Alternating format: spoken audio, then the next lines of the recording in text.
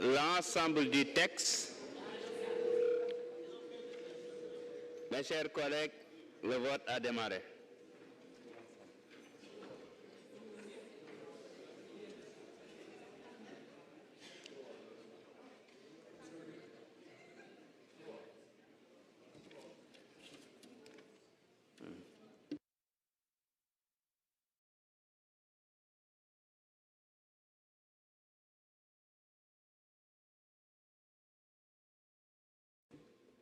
Tout le monde a voté?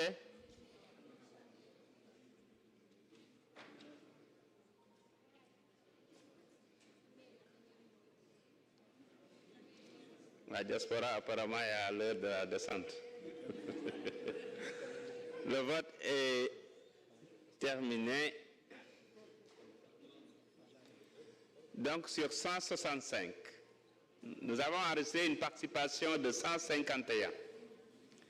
ñi ci d'accord téeméer ak fanweer ak juróom-ñeent ñi nga xam ne ànduñu ci zéro la neen la waaye ñi nga xam ne dañ ci mandu fukk ak ñaar lañu kon mën nañu wax ni Assemblée nationale nangul na ministre des finances et du budget projet bi nga xam ne indi na ko fi kon dañ koy jaajëfal félicité ko moom ak ay équipe am ci li nga xam ne def nañu ko waaye tamit jaajëfal mbooleem suñu naataango député yi fi nekk